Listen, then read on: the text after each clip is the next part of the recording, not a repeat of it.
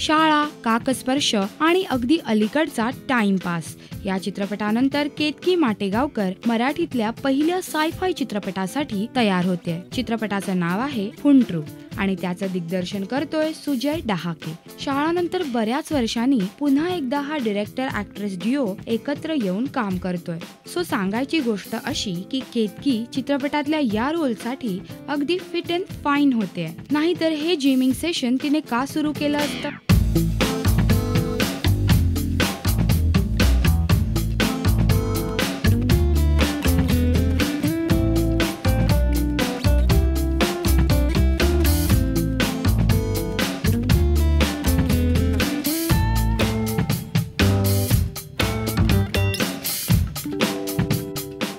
केतकीची he fit and fine कसरत तिचा कोणता नवा लुक समोर आणेल हा उत्सुकतेचा विषय आहे।